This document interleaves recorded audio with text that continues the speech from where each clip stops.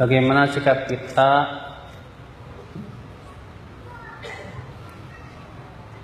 pada orang yang menganggap bahwa kita lah yang mengurang-ngurangi ajaran Islam gara-gara kita menganggap ini bid'ah, itu bid'ah. Pak,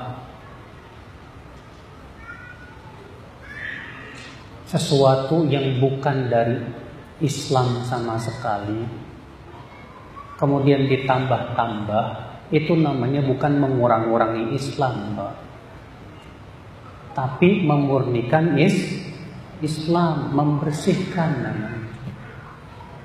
Sekarang kita bertanya kepada orang yang berbuat bid'ah itu, bid'ah kamu itu munculnya tahun berapa? Kapan? Ada nggak di zaman Nabi? Kalau dia bilang nggak ada sih. Ada nggak di zaman sahabat? Nggak ada sih. Ada nggak di zaman tabi'in? Nggak ada juga. Tapi nenek moyang saya, bapak-bapak saya sudah melakukannya, kok nggak ada yang mengatakan itu bid'ah? Kita katakan, lebih tua mana kamu dengan Ibnu Hajar? Nenek moyang kamu dengan sahabat lebih tua mana? Bapak-bapak kamu dengan Imam Syafi'i lebih tua mana? Ya tuaan sana lah. Kalau mau tua-tuaan, Pak, ya tuaan para sahabat. Seharusnya kita melihat agama kita ini, lihat ada nggak contohnya di Rasulullah dan para sahabatnya, dari para tabi'in, tabi'ut tabi'in, dan salafus saleh. Imam Syafi'i termasuk salafus saleh, Imam Ahmad termasuk salafus saleh. Maka dari itulah ya akal Islam azani Allah ya. Kalau kita mengatakan, Pak, ini perkara bid'ah, harus kita jelaskan dalilnya ini, hujahnya ini, alasannya begini. Sebetulnya Pak, itu mempermudah kita. Saya mau tanya sama Bapak, mana yang lebih mudah, melakukan atau meninggalkan? Hah? Mana yang lebih mudah, melakukan atau meninggalkan?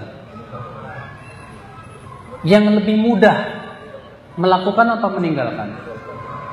Melakukan lebih mudah. Melakukan itu beban, Pak. Meninggalkan itu meletakkan beban. Kalau kita katakan jangan lakukan ini, alhamdulillah ada beban yang kita bisa tinggalkan. Mudah kan? Makanya kenapa para ulama memberikan kaidah ibadah pada asalnya tidak boleh sampai ada karena ibadah itu beban. Dan pada asalnya manusia tidak diberikan apa? Beban. Maka dari itulah ya Bapak sekalian, justru dengan adanya bid'ah jadi susah orang, Pak. Ada orang sholat, Allah,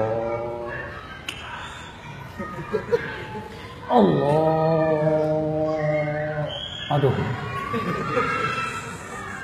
Pasti tanya, kenapa Pak kok bisa diulang-ulang? Soalnya saya menemukan dalam kitab madhab, ketika kita takbiratul ihram, hati kita harus niat lagi. Susah amat, Pak. Allah, sambil Allah, hati kita berkata, usolli fardhu zuhri. Waduh, Pak, susah benar. Allah, nggak jadi lagi. Nyusahin nggak, Pak? Banget. Rasulullah nggak pernah melakukan itu. Rasulullah mudah salatnya, Allahu Akbar, selesai. Ada orang, Pak, saya pernah ketemu sama orang tua, dia berkata, Pak, saya nggak salat tawaf. Kenapa, Pak? Belum hafal niatnya. La ilaha illallah. Gara-gara belum hafal niatnya nggak mau salat tawaf, bayangkan. Nyusahin nggak, Pak? Padahal cuma niat doang, selesai di hati. Saya mau salat tawaf, selesai. Nyusahin namanya, Pak. Justru bid'ah itu nyusahin sebetulnya, Pak. Ya nggak, Pak? Coba, Pak.